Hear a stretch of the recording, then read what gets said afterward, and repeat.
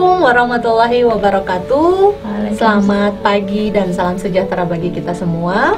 Selamat datang di channel YouTube kami Puslatbang PKASN LAN dan juga IG kami di Puslatbang PKASN_LAN. Kali ini kita mau ngobrol-ngobrol nih terkait dengan upacara yang tadi telah kita laksanakan, yaitu prosesi upacara pelepasan pelatihan dasar CPNS Angkatan ketiga golongan 2 dan 3 dari Kabupaten Banjarnegara. Baiklah, sebelum kita memulai acara ini dan ada sesi wawancaranya, kita terlebih dahulu ya perkenalan nih. Kira-kira nih yang golongan 3 dan golongan 2 ya? Ya, kita coba perkenalan dulu mungkin dari sebelah sini. Ya, nama saya Monika Triapriana Teh.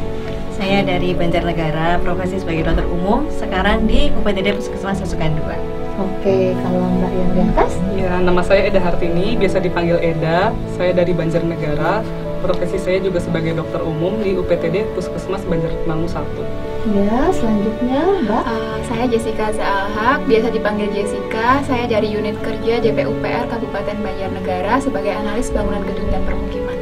Oh ya. Nah, kalau yang ini tuh dari golongan 3 ya, Latsar CPNS. Nah, sekarang kita beralih ke Latsar yang golongan 2. Ini silakan perkenalan, Mbak. Perkenalkan, nama saya Widya Stuti, aslinya dari Banjarnegara, bekerja di RSUD Hajah Analas Manah Banjarnegara sebagai peranata laboratorium kesehatan. Ya, selanjutnya yang atas dulu aja. Nama saya Fedi Rosana, saya sebagai asisten apoteker di UPTD Puskesmas Pagentan 1, Kabupaten Banjarnegara. Ya, yang terakhir Mbaknya. Saya Eva Skarir Gayani, biasa dipanggil Eva, di RSUD Hajah Analas Manah Banjarnegara sebagai perawat. Oh iya. Untuk kali ini saya ditemani dengan 2 rekan saya dari bidang Latbang, yaitu yang pertama ini ada Teh Yuyu. Perkenalkan teman-teman semua, saya Yuyu Yuningsi, saya Widya Suara Ahli Muda selaku Subkoordinator Evaluasi, Dokumentasi, dan Informasi di Puslatbang PKASN LAN. Salam kenal semuanya ya. Ya, dan satu lagi nih, ini adalah Ibu Peri, Ibu Asuh dari teman-teman Latsar CPNS yang berada di sini dan teman-teman yang lain yang memang belum berkesempatan di sini ya. Nah, ini siapa Ibu? Iya. Perkenalkan, nama saya Angel. Saya selaku sebagai koordinator kegiatan Latsar Angkatan 3. Jadi itu aja, pengasuh dan Buat kelas. Oke. Nah, untuk kali ini saya akan mewawancarai sedikit ya pengalaman, kesan dan pesan, dan juga ada sedikit lebih ke bagaimana sih aktualisasi ini dilaksanakan, dikerjakan, dilakukan oleh teman-teman yang memang sedang latsar ini yang tadi pagi baru selesai di upacara seremonial pelepasan seperti itu. Untuk yang pertama mungkin saya akan menanyakan gimana sih perasaan teman-teman semua ketika ikut latsar di Puslatbang PKASN LAN di Jatinangor ini. Saya mau tanya ke Mbak Eda dulu, silahkan. Perasaan saya, kalau awalnya sebelum kesini saya yang jelas deg-degan ya, soalnya ini ngapain gitu ya, nanti mau ngapain kegiatannya di sana kayak gitu kan. Sudah lihat jadwal-jadwalnya juga kayak gitu. Deg-degan tapi senang juga akhirnya bisa ketemu langsung gitu ya, ketemu langsung sama coach, sama panitia-panitianya juga dan teman-teman lainnya. Iya. Kalau untuk Mbak Widi kira-kira bagaimana nih perasaannya? Perasaan saya senang, bangga juga. Akhirnya kita bisa bertemu dengan teman-teman yang sebelumnya kita kan lewat Zoom meeting. Kita bisa ketemu sama Mbak Angel sebagai koordinator kita. Kita bisa bertemu dengan coach secara langsung dan tentunya itu banyak pengalaman juga di sini ternyata yang bisa kita aplikasikan nanti di tempat kerja. Oh gitu ya. Kalau Mbak Rosa gimana kesannya? Perasaannya nih di sini nih. Sama sih sama teman-teman yang lain. Pertama-tama deg-degan, tapi dari cerita angkatan sebelumnya katanya menyenangkan, tapi emang beneran menyenangkan di sini. Orang-orangnya baik sekali. Luar biasa ya. Yang lain ini Mbak Monik. Kalau saya dari awal niat kesini healing teh. Wah, nih niatnya benar healing. Ya mau nggak mau, udahlah healing aja lah, kita ketemu sama Mbak Angel, terutama aku pengen banget ketemu Mbak Angel, sama ketemu Pak Eris, coach-coach yang lain juga. Teman-teman juga baru pada pernah ketemu di sini, walaupun kita satu Banjar. Keseluruhannya seneng banget, luar biasa, mantap. Nggak ada rasa takut, nggak ada rasa cemas gitu. Pokoknya dari awal sih saya seneng sih, udah dapat LAN ini, ceritanya udah enak soalnya. Oh gitu, karena udah ada angkatan sebelumnya ya. Iya. Kalau Mbak Eva gimana nih? Kurang lebihnya sih sama ya. Yang pertama itu kan deg-degan karena kan kita, maksudnya dari awal itu kan belum pernah bertemu. Nanti kalau ketika bertemu itu kesannya kayak kok krik-krik gitu ya. Tapi ternyata enggak, ternyata itu semuanya kompak, bersatu, dan di sini juga orang-orangnya asik. Asik ya. Banget. Nah, yang terakhir nih Mbak Jessi, Iya. kira-kira gimana nih perasaannya? Hampir sama ya, tapi pertama kali sih deg-degan karena saat di satu instansi saya tuh yang berbeda cuma saya doang di LAN ini, yang lainnya, yang 11 lainnya tuh di tempat lain seperti itu. Jadinya bingung kan pertama kali, tapi setelah gabung di sini sama teman-teman, terus tahu tempatnya seperti ini, makanannya enak, semuanya asik, menyenangkan lah pokoknya, seperti itu aja. Oh gitu ya? Jadi happy lah. Happy ya? Jadi rata-rata semua jawabannya sama, perasaannya pertamanya mungkin deg-degan ya, lalu kedua baru excited, dan ternyata wah asik, seru, menyenangkan, happy pokoknya ya. Happy benar. Nah kira-kira misalkan saya mau nanya, ada yang betah nggak sih? Ini kan cuma berapa hari sih di sini? Seminggu. Satu minggu. Apa nggak mau nambah gitu? Nambah tapi main. Main. Feeling sesungguhnya. Iya. Nggak apa-apa. Nanti lain waktu kalau misalkan ada kesempatan ke sini, kita tunggu dengan senang hati. Kalau misalkan mau main-main ke sini, silahkan ya. Kita dengan pintu terbuka, dengan senang hati kita sambut teman-teman untuk bisa main-main ke sini. Apalagi siapa tahu nanti di antara yang berenam ini ada yang mau diklat film lanjutan ya, diklat PKP, PKA atau PKN untuk selanjutnya. Amin. Mudah-mudahan ya. Amin. Oke, untuk tadi kan sudah disampaikan kira-kira perasaannya gimana sih waktu pas datang. Nah, sekarang yang ingin saya tanyakan, apa sih? Ini kan yang berenam ini tuh menjadi peserta terbaik ya. Gimana gitu loh? Kunci suksesnya teman-teman di sini semuanya bisa mendapatkan predikat peserta terbaik. Kira-kira apa sih yang yang dipersiapkan terkait dengan aktualisasi ataupun dengan hal-hal lain yang selama pembelajaran berlangsung? Kira-kira seperti apa tuh? Saya mau tanya dulu dari Mbak Eva deh. Tips and triknya gitu ya. Sebenarnya sih kalau dari saya sendiri itu nggak ada tips and tricksnya, tapi itu yang terlebih itu kita harus saling koordinir. Jadi adanya kerjasama antar tim. Jadi saya tidak bisa bekerja sendiri. Ini berkat semua dukungan dari berbagai pihak. Kalau kaitannya dengan pengerjaan aktualisasi atau pembelajaran, kenapa nilainya jadi bagus gitu loh, jadi peserta terbaik, ini kunci suksesnya seperti apa? Kalau dari saya sih yang penting kita niat aja dulu ya. Untuk masalah hasil kan nanti belakangan, tidak akan mengkhianati proses. Jadi kalau insya Allah kalau kita dari awal itu udah semangat, insya Allah ngalir gitu aja sih.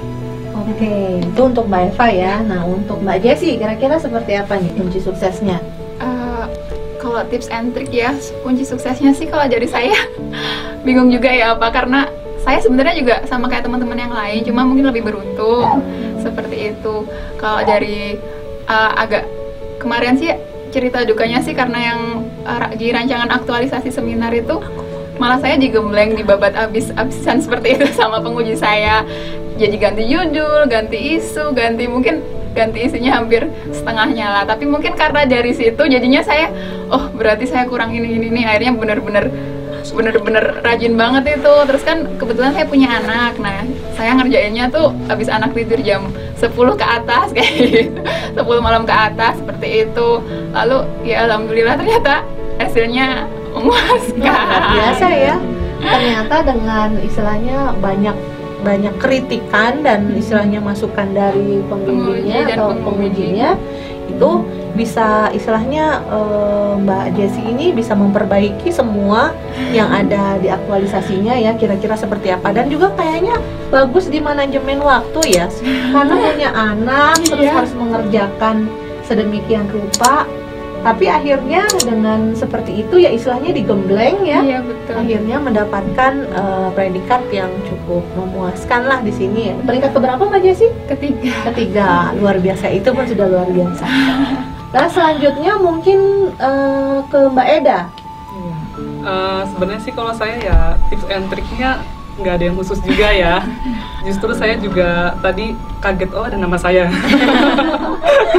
Tidak menyangka ya. Iya, tidak menyangka seperti itu. Karena jujur saja kan karena saya di puskesmas, kegiatannya padat, dan kebetulan kegiatan aktualisasi saya juga beberapa bergeser seperti itu. Nah, kalau dari saya sih yang penting tetap semangat ya. Kalau saya semangat terus sih, maksudnya kan karena kan ini saya kegiatannya berhubungan langsung sama masyarakat. Saya itu terkait sama ya kayak kasih edukasi melalui penyuluhan kayak gitu ke masyarakat. Jadi saya masuk ke kegiatan-kegiatan. Nah di situ jadi saya bisa langsung interaksi. Nah saya senangnya di situ sih. Jadinya makin semangat buat ya istilahnya memberikan sekaligus pelayanan yang terbaik lah melalui edukasi. Siap. Jadi kunci suksesnya Mbak Eda ini adalah semangat dulu. Semangat memberikan pelayanan, lalu istilahnya dituangkan ke dalam aktualisasinya, sehingga itu diolah sedemikian rupa jadinya jadi yang terbaik sekarang ini ya. Siap kalau kayak gitu. Untuk selanjutnya mungkin Mbak Rosa bisa kasih kunci suksesnya apa? Kalau saya sih pertama pas waktu ujian seminar ya Bu ya, itu dapat komentar dari penguji, katanya aktualisasinya kurang menarik dan biasa aja. Sama PPT-nya juga katanya kurang, nggak ada sensasinya gitu, biasa aja. Terus dari mulai itu harus diganti yang lebih menarik dalam bentuk majalah. Itu tantangan buat saya. Sebelumnya saya belum pernah buat seperti majalah kan ya. Biasanya kayak KTI biasa kayak gitu. Nah mulai dari itu saya belajar dan harus cari referensi yang banyak, dan yang penting yakin aja sih. Kemarin dapat pujian dari penguji, katanya aktualisasinya bagus, seperti nggak kayak golongan 2. Oh gitu. Pokoknya semua yang istilahnya belum pernah dicoba ya. Karena kan istilahnya aktualisasi dibuat gimana sih dalam bentuk majalah gitu, yang tidak terpikirkan sebelumnya, tapi tiba-tiba ada ide, memang datangnya dari tim penguji, ya akhirnya bisa istilahnya bisa dilaksanakan, bisa diberikan laporan yang memang menarik, dan akhirnya bisa jadi berapa, peringkat berapa? 2. Oke. Selamat. Untuk selanjutnya nih Mbak Widi nih. Dari saya sama seperti teman-teman yang lain, awal ada aktualisasi tentunya kita kan antusias. Yang pertama saya persiapkan semangat dulu, semangat untuk mengerjakan aktualisasi ini, latsar ini. Kemudian saya juga dapat kelompok yang luar biasa kompaknya, kita saling mengingatkan satu sama lain, saling membantu satu sama lain, dan itu ternyata sangat ngaruh gitu untuk menyelesaikan tugas-tugas kita gitu Bu. Jadinya secara tidak langsung saya yang mungkin agak sedikit males-malesan, jadi langsung tergugah gitu untuk menyelesaikan tugas itu, mengumpulkan sesuai deadline gitu Bu. Oh gitu. Iya, punya semangat gitu, karena memang motivasi dari teman-teman juga. Iya. Jadi ini atas bantuan dan motivasi dari teman-teman, jadi Mbak Widi ini lebih termotivasi, lebih semangat lagi mengerjakan aktualisasi dan laporannya, sehingga menjadikan Mbak Widi sekarang peringkat berapa? Pertama, luar biasa. Ini udah 1, 2, 3, 4, 5. Sekarang ke Mbak Monik. Nah, terakhir nih, kunci suksesnya apa nih Mbak? Kunci suksesnya itu apa ya Teh ya? Komunikasi sih Teh. Ya. Ya, jadi kunci suksesnya saya itu saya sering ngobrol sama teman-teman. Kalau ada kendala, kalau ada kemunduran jadwal, saya cerita ke teman-teman di grup itu, sama coach juga. Jadi gimana nih solusinya kalau aku kok seperti ini. Nah teman-teman kan ngasih feedback tuh. Nah dari situ tadinya jadwal yang kira-kira kok mundur, jadi nggak apa-apa, ayo ayo kita benerin lagi, terus sama contoh-contoh punya teman-teman itu saling di-share, jadi saling ngelengkapin. Itu sih teh komunikasi biar tidak saling sendiri, biar saling merasa dibersamai. Jadi itu rasanya kan bisa lebih tenang, terus mengerjakan selanjutnya juga lebih enak. Gitu. Jadi kunci suksesnya itu adalah komunikasi ya sama teman-teman. Mungkin teman-teman istilahnya dengan kita mengkomunikasikan apa yang sudah kita buat, kita belum tentu kan ya istilahnya merasa benar sendiri. Kalau misalkan dikomunikasikan, diberikan ke teman-teman yang lain, kira-kira bagaimana sih? Jadinya mungkin ada feedback buat kitanya ya. Jadi istilahnya ada masukan dari teman-teman, kayaknya kurang yang ini, sehingga si laporan aktualisasinya menjadi lebih lengkap, lebih sempurna, dan juga lebih kalau misalkan seperti itu guyup ya sama teman-teman tuh, jadi lebih kekeluargaan dan mau menyampaikan apapun istilahnya mudah dan jadi masukan buat kita untuk membuat laporan aktualisasi seperti itu ya. Iya. Oke, nah itu yang terakhir tadi Mbak Moni. Untuk selanjutnya nih pertanyaan lanjutan. Saya mau bertanya kaitannya dengan gimana sih teman-teman ini memilih judul aktualisasinya, dan ceritakanlah sedikit istilahnya laporan aktualisasi itu terkait apa, melaksanakan atau membuat kegiatan apa yang memang bisa diambil nanti untuk teman-teman laksar selanjutnya gitu loh. Ada mungkin ada yang bisa diambil pelajaran dari laporan aktualisasi teman-teman yang telah kalian buat gitu. Yang pertama mungkin untuk Mbak Eva dulu ya. Mbak Eva nih, ini judul aktualisasi dari Mbak Eva ini adalah pembuatan media edukasi, poster, dan video untuk optimalisasi edukasi KMC Kangguru Mother Care terhadap ibu bayi BBLR di ruang perinatologi RSUD Hajah Ana Lasmana Banjarnegara. Luar biasa. Ini adalah kata-katanya agak asing di telinga kami ya yang Dilan ini, karena mungkin ini adalah kaitannya dengan kesehatan ya. Di RSUD. Di RSUD. Mbak Eva. Ya. Silakan Mbak Eva, kira-kira kenapa sih pingin bikin judul ini, dan ceritakanlah sedikit terkait dengan aktualisasinya ini melakukan apa gitu. Jadi ini kan tentang KMC, itu kan Kangguru Mother Care, ini perawatan khusus bagi bayi BBLR.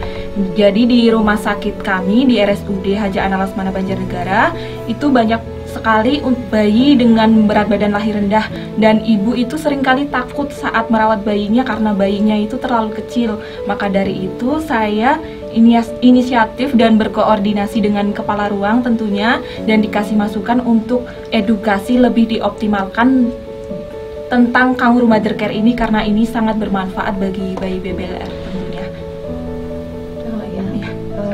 Hal lain yang kira-kira ini manfaatnya apa sih ke depannya gitu? Untuk ke depannya kan ini kan bayi BBLR itu kan bayi yang belum, maksudnya ini organnya itu belum begitu maksimal, jadi kemungkinan itu masalah kesehatannya itu pastikan bermasalah. Nanti jadinya di rumah itu ibu bayi bisa merawat bayinya. Jadi Kangguru Mother Care ini nantinya tidak hanya diterapkan di rumah sakit, tapi bisa diterapkan di rumah pasca perawatan rumah sakit untuk kemandirian ibunya juga.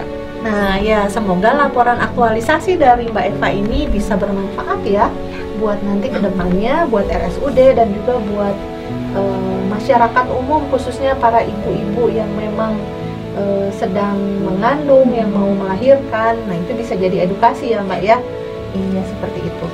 Oke, untuk selanjutnya mungkin beralih ke Mbak Rosana nih. Mbak Rosa, judul aktualisasi Mbak Rosa ini adalah Petralit, bukan Pertalite ya. Sekarang BBM lagi naik loh. Jadi ini bukan Pertalite, tapi Petralit, optimalisasi pengendalian obat mendekati tanggal kadaluarsa menggunakan metode traffic light di UPTD Puskesmas Pagentan 1. Ya, silakan Mbak Rosa, kira-kira kenapa memilih judul ini dan sebetulnya apa sih kebermanfaatannya gitu? Kenapa saya memilih judul ini? Yang pertama, karena puskesmas saya tuh sebelumnya nggak ada asisten apoteker. Jadi untuk pengelola obatnya itu hanya perawat sama petugas yang lain. Lah mulai dari situ masuk ke puskesmas itu pengennya tuh menata ulang ruang obatnya. Jadi di sana tuh masih terdapat banyak obat yang kadaluarsa. Sedangkan untuk standar kadaluarsanya itu 0,2% dari semua item obat. Nah dari situ saya mencari inovasi gimana caranya agar obatnya itu tidak terbuang sia-sia. Kan jadi meminimalisir pengeluaran biaya PMK kabupaten juga ya. Nah dari situ saya ketemu dengan pengendalian menggunakan metode traffic light, di mana nanti ada stiker yang berwarna hijau, merah sama kuning seperti itu. Nanti untuk yang obat mendekati tanggal kadaluarsa di stikernya warna merah. Untuk manfaatnya diharapkan tidak ada obat yang terdistribusi kepada pasien dengan kadaluarsa seperti itu, dengan menjaga mutu pelayanan farmasi. Itu belum ada ya di puskesmas itu. Wah ini jadi inovasi ya, jadi inovasi ini nanti ke depannya. Semoga nanti inovasinya berjalan berkelanjutan ya, enggak di tengah jalan terhenti seperti itu. Oke, untuk selanjutnya mungkin ke Mbak Widi nih, boleh diceritakan nih, silahkan. Iya, di sini saya kan ambilnya optimalisasi penerapan K3 di Laboratorium Mikrobiologi RSUD Haji Anam Laksamana Banjarnegara. Jadi sebelum menentukan judul ini, saya sudah berdiskusi dengan kepala laboratorium, koordinator laboratorium, dan juga mentor terkait kira-kira ambil apa nih yang nantinya akan sangat bermanfaat gitu, terutama bagi instalasi laboratorium. Nah, kegiatan ini itu manfaatnya itu ternyata selain untuk mencegah adanya penularan penyakit untuk petugas laboratorium, ternyata itu juga bisa merawat peralatan yang sudah ada di laboratorium. Jadi di sini kan saya menekankan pada desinfeksi permukaan meja kerja dan permukaan peralatan laboratorium. Jadi memang impact-nya itu banyak. Selain menjaga kesehatan petugas laboratorium, juga di sini secara tidak langsung menjaga fungsi dari alat itu gitu. Jadi agar alat itu tidak cepat rusak seperti itu, Bu. Begitu. Kebermanfaatannya seperti itu ya. Dan itu belum ada yang melaksanakan sebelumnya. Sebelumnya ada, cuma memang belum teroptimalisasi, belum gitu. optimal seperti itu, Bu. Iya. Siap kalau gitu. Luar biasa ya. Ini berarti dari Latsar golongan 2 ada 3 dan tadi sudah diutarakan kira-kira kenapa memilih judul aktualisasi seperti yang disampaikan tadi dan kebermanfaatannya. Kita sekarang beralih ke Latsar yang golongan 3 nih. Dari Mbak Jessica dulu. Ya, Mbak Jessica ini judul aktualisasinya pembuatan standar pelayanan dan prosedur penyelenggaraan bangunan gedung PBG dan SLF melalui website SIMBG di bidang bangunan gedung dinas pekerjaan. Ya silakan Mbak, kira-kira kenapa memilih judul ini dan juga kebermanfaatannya seperti apa? Saya agak beda dari yang lain ya, yang lainnya kesehatan. Saya tentang bangunan gedung sendiri. Kebetulan saya kan waktu jadi CPNS ini kebetulan saya ditempatkan di pelayanan tentang pembuatan persetujuan bangunan gedung. Nah seperti itu. Nah pertama kali ke situ saya melakukan pelayanan itu banyak sekali keluhan-keluhan dari pemohon yang datang. Ini biayanya berapa, lalu waktu jam operasionalnya gimana, prosedurnya gimana, pokoknya banyak. Jadi itu setiap pemohon yang datang tuh lama sekali waktu konsultasinya seperti itu. Lalu di bidang bangunan gedung sendiri itu belum ada satu media informasi satupun itu yang dipajang atau dimediakan di website atau di luar seperti itu. Nah, lalu saya berkonsultasi dengan kepala bidang, dengan mentor, seperti itu, dengan coach, apa yang perlu seperti itu. Karena akhirnya ini kan tentang pelanannya, oh ternyata di situ belum ada standar pelayanan. Katanya dari dulu mau disusun tapi belum sempat, tertunda-tunda seperti itu. Lalu kan di persetujuan bangunan gedung ini permohonan PBG dan SLF ini kan ada peraturan terbaru mulai tahun 2021 kemarin. Nah itu juga kita nih masih awam, masyarakat masih awam, belum tahu semuanya seperti itu.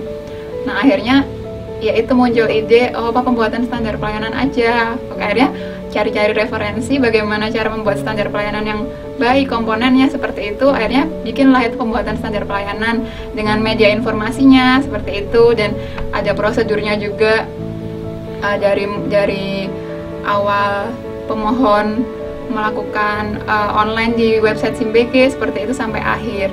Nah setelah adanya media informasi itu, manfaatnya mungkin masyarakat itu lebih fleksibel dalam mengakses informasi tentang pelayanan di bidang bangunan gedung JPUPR Banjarnegara seperti itu. Jadi selain itu pemohon yang datang itu tidak buta informasi, jadi ada pamflet di sini, terus menunjukkan bagaimana alurnya seperti itu. Lalu ya lumayan bermanfaat sih kalau misalnya pemohon yang datang itu biasanya mengajukan permohonan waktunya sekitar 10-15 menit awalnya, sekarang jadi 5 menit sampai 7 menit saja seperti itu. Lumayan bermanfaat seperti itu. Ya luar biasa sekali nih, karena mungkin beda dari yang lain ya, karena ini Mbak Jessi ini dari dinas PUPR di Kabupaten Banjarnegara. Jadi kalau yang lainnya mungkin dari kesehatan, yang dari yang perizinan bangunan ya. Iya. Ini yang mungkin tadinya awalnya belum ada ya standar pelayanan, yang sifatnya masih manual, semuanya dilaksanakan tanpa ada waktu, tanpa ada persyaratan, tanpa ada aturan atau alurnya seperti apa, semua membingungkan masyarakat yang memang membutuhkan pelayanan. Tapi ketika mungkin aktualisasi ini nanti dijalankan, bisa jadi lebih baik untuk ke depan itu sudah tersusun kayak seperti ada loket, ada help desk atau information desk, lalu udah gitu juga ada pamflet, media informasinya seperti apa, jadi lebih memudahkan untuk masyarakat bisa mengakses kira-kira informasi yang dibutuhkan untuk perizinan PBG dan SLR, penyelenggaraan bangunan gedung itu sendiri. Oke, terima kasih Mbak Jessica. Kita beralih ke Mbak Eda nih. Ini judul aktualisasinya pembuatan media edukasi hipertensi di wilayah kerja UPTD Puskesmas Banjarmangu 1. Ya, kira-kira Mbak Eda ini apa nih memilih judul ini dan juga kebermanfaatannya? Jadi yang pertama, saya setelah berdiskusi dengan mentor saya selaku kepala puskesmas, itu diambil terkait dengan penyakit hipertensi atau tekanan darah tinggi. Jadi di puskesmas saya itu hipertensi itu memang masih menjadi kasus yang jumlah pengunjungnya ya atau pasiennya itu yang paling tinggi seperti itu. Kemarin aja dalam 6 bulan dari Januari sampai Juni itu sudah 1154 pasien di puskesmas kami yang terkena darah tinggi. Nah, karena darah tinggi itu bisa menyebabkan banyak istilahnya komplikasi ya atau penyakit lanjutan dan berbahaya ya kalau misalnya tidak terkendali. Jadi saya memutuskan mengambil isu itu. Kemudian saya selanjutnya berdiskusi untuk inovasinya apa nih gitu. Nah, salah satunya dengan pembuatan media. Nah, saya membuat ada 3 media. Yang pertama itu video, lalu leaflet, sama lembar balik atau yang kayak kalender gitu. Nah, dari 3 media itu saya melakukan edukasi di 2 desa, karena kan kalau di tempat saya kan puskesmas saya itu ada 9 wilayah kerja, 9 desa. Nah, karena keterbatasan waktu juga saya cuma ambil di 2 desa. Nah, setelah itu saya melakukan edukasi di situ. Nah, memang sebenarnya ada beberapa kendalanya, misalnya terkait bahasa juga, karena mereka kan menggunakan bahasa Jawa.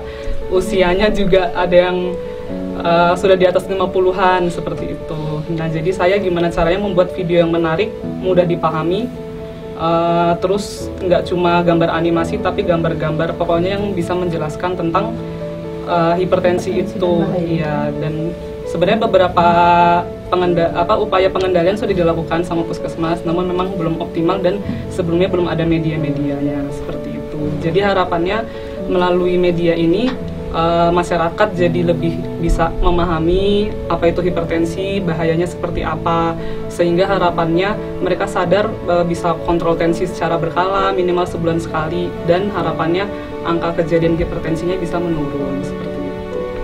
Iya, luar biasa sekali nih kalau untuk yang kesehatan ya, ini hipertensi. Ngomong-ngomong hipertensi, kayaknya juga kalau di kantor, kalau banyak kerjaan apa, kayaknya tensi juga bikin naik. Jangankan ya di masyarakat, di kantor juga ada kok banyak yang hipertensi seperti itu.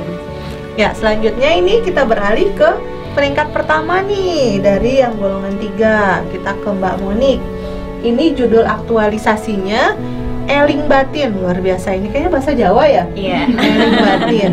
Optimalisasi pengetahuan pemantau minum obat atau PMO pada keluarga pasien ODGJ di UPTD Puskesmas Susukan 2. Nih, ada kaitannya dengan ODGJ.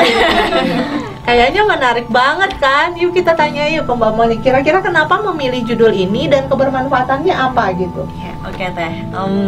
Kalau punya saya ini ceritanya mungkin agak dramatis. Wah, dramatis. Jadi Eling Batin itu Teh, itu kan singkatannya atau akronim. Itu dari keluarga Eling Obatnya Rutin. Ini awalnya tuh pemegang program konsultasi ke saya bahwa dok ini tuh gangguan jiwa di tempat kita tuh lumayan banyak loh, tapi kok agak ini ya, agak kurang diperhatikan. Gimana dok, mulai sekarang kita kembangkan lagi, kita tingkatin lagi. Terus selama saya di pelayanan poli umum juga, keberbalikan keluarga pasien untuk ambil obat itu ternyata minim Teh. Nah, padahal yang kita ketahui kan gangguan jiwa sebenarnya pasien-pasien itu bisa loh kembali lagi beraktivitas, kembali lagi berkontribusi ke masyarakat, asalkan obatnya itu rutin. Nah, gimana caranya biar keluarga pasien itu disiplin lagi dalam memberikan obat kepada pasien dengan gangguan jiwa.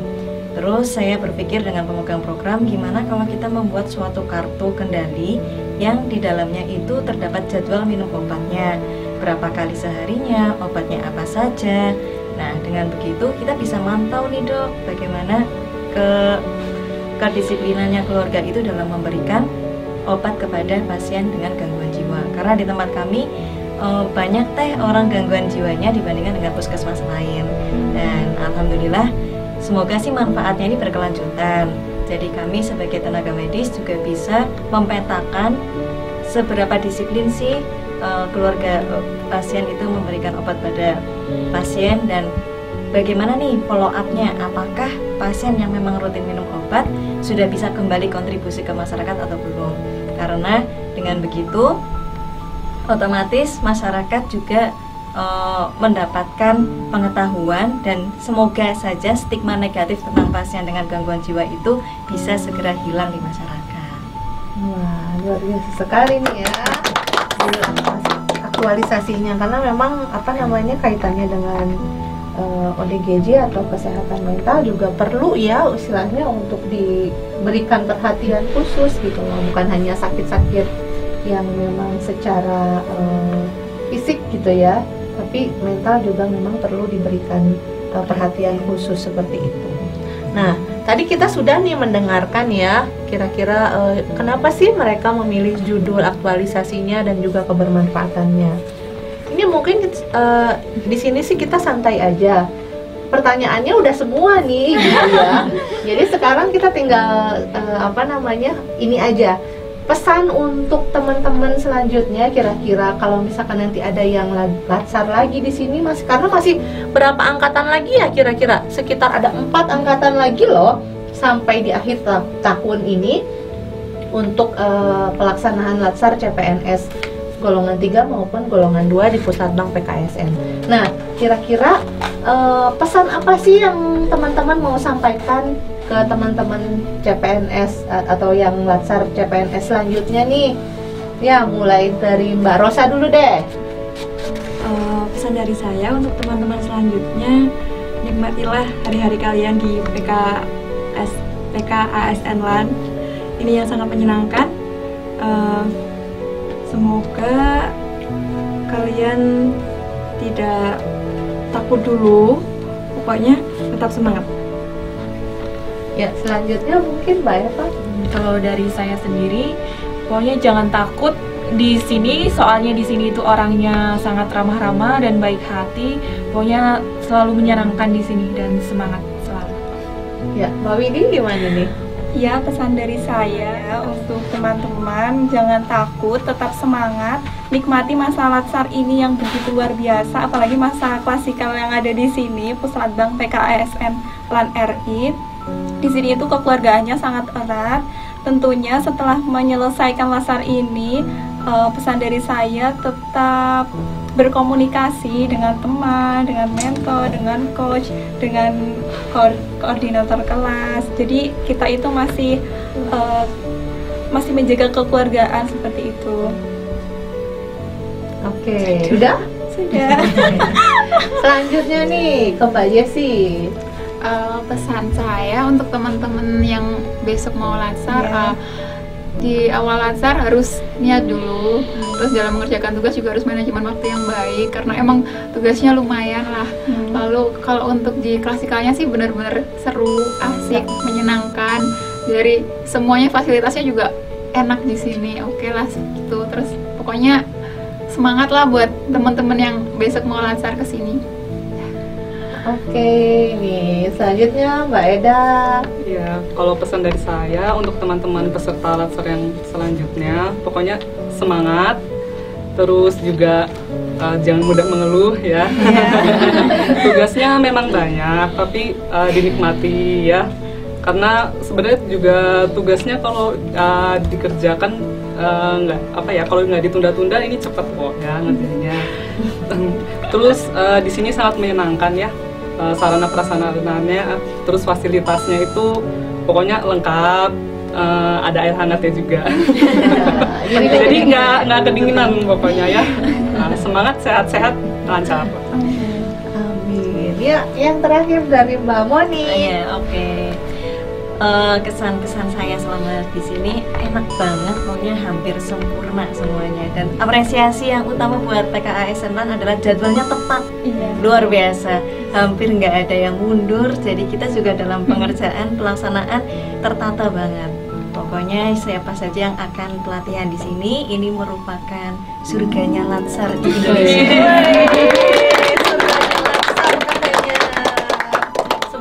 Semoga ini juga maksudnya pujian ini bukan hanya kita gara-gara in frame gitu ya. Iya. Enggak, maksudnya hanya cuma gara-gara in frame aja, tapi mudah-mudahan kita memang betul realitanya seperti itu dan kita juga sudah dipuji tapi istilahnya belum kalau misalkan belum bisa memberikan yang terbaik, tapi kita tetap harus terus memberikan yang terbaik gitu. Lebih baik daripada apa yang teman-teman sampaikan saat ini gitu. Ya, tadi kita sudah dengarkan apa kesan-pesan dari teman-teman yang terbaik ini dan juga pesan-pesan untuk teman-teman latsar selanjutnya yang akan latsar di sini ya.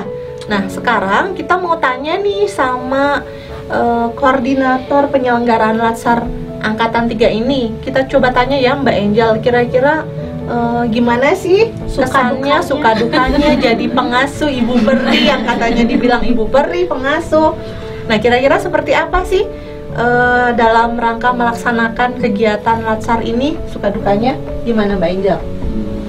Kalau selama ini ya, selama kegiatan berjalan itu dari awal dari distance learning sampai ke klasikal, untungnya teman-teman dari angkatan 3 ini kooperatif banget sih, maksudnya nggak begitu menyusahkan ya, maksudnya diminta untuk siap-siap masuk ke Zoom untuk pada saat pembelajaran distance learning ya mereka udah mengikuti sesuai jadwal yang udah di share ke teman-teman juga gitu. Jadi ya aman sih untuk mereka semua. Dan pada saat klasikal paling itu maksudnya bukan dukanya ya, maksudnya yang paling repotnya itu pada saat teman-teman pada mau ke sini.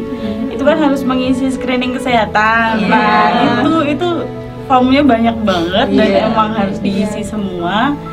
Ya itu sih maksudnya saya harus ngejabri satu-satu, cuman nggak masalah sebenarnya, cuman masalah seperti itu aja sih. Untuk semuanya sih, untuk kegiatan selama berjalan lancar ini ya itu juga support dari teman-teman juga, mereka juga kooperatif, jadi emang nggak ada yang nyusahin gitu. Nggak ada yang nyusahin. Ini nggak ada yang melanggar gitu nih. pelanggarannya atau mungkin sebagai pengasuh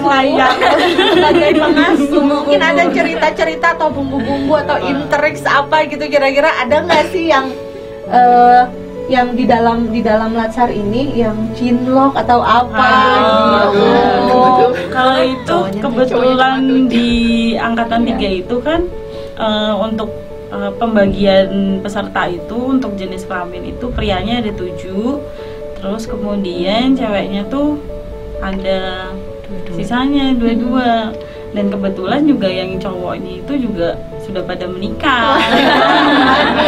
Yang cewek juga sudah pada menikah, jadi ya susah mungkin. Jadi ada ya.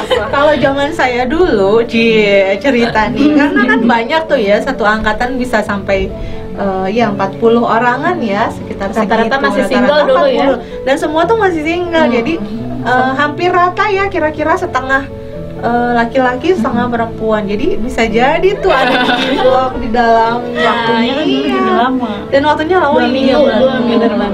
Kalau lama bisa sih teh. Tapi nggak ada. Jadi nggak ada yang pelanggaran gitu, nggak ada ya. Iya, jadi cuma kalau misalnya pas di sini cuma seminggu mah rasanya bagi teman-teman juga kurang ya, cepet banget lah ya dengan pemandangan disajikan pemandangan yang indah setiap pagi di pegunungan yang sejuk dengan makanan yang enak-enak. Karena kehealing. Dan apa tadi yang tadi dibilang? Surga bagi seluruh latsar di seluruh Indonesia itu ada di Jatinangor. Ya, sekarang kita mau coba nih tanya nih sama koordinator evaluasi, dokumentasi dan informasi dari bidang Latbang. Nah, kira-kira ini memberikan pelayanannya seperti apa, terus pada waktu perencanaan ini sampai masih ada beberapa latsar lagi ke depan sampai ke akhir tahun ya? Masih. Ya, bisa mungkin diberikan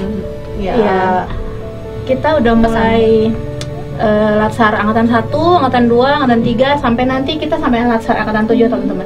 Jadi buat teman-teman nanti yang akan datang ke sini ya untuk angkatan 4, 5, 6, 7 mudah-mudahan kalau dari sisi saya sih dari evaluasi kami selalu meminta feedback gitu ya. Kemarin juga minta feedback dari teman-teman agar ya memang harapannya kita bisa terus tadi ya teh, bisa terus meningkatkan kualitas layanan kita gitu. Jadi harapannya kalau misalnya masih ada yang kurang-kurang di angkatan sebelumnya, kedepannya insya Allah kami akan terus berusaha meningkatkan pelayanan. Jadi teman-teman kami tunggu kehadirannya di sini untuk merasakan secara langsung gimana pengalaman latsar di Puslatbang PKSN lain gitu ya. Tadi ya pesan-pesan dari teman-teman juga sudah luar biasa ya.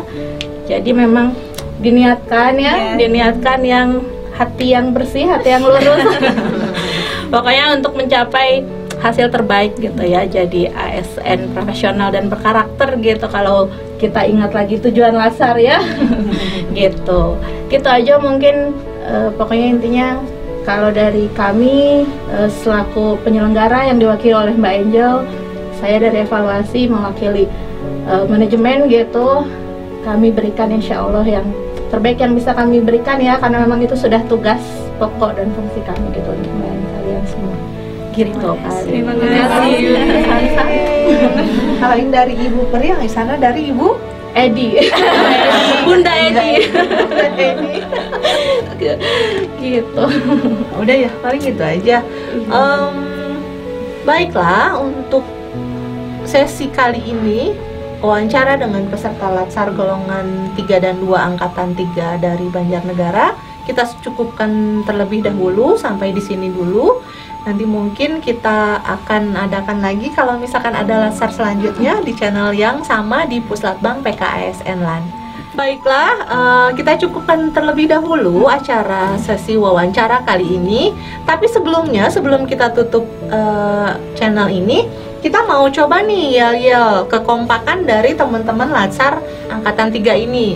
Saya nanti yang akan memberikan aba-aba, mungkin aba-abanya latsar golongan 3. Latsar golongan 3. Oke, seperti itu ya. Oke, saya coba terlebih dahulu. Saya akan memimpin yel-yelnya. Kita uji kekompakan. Latsar angkatan 3, Jaya, jaya, luar biasa.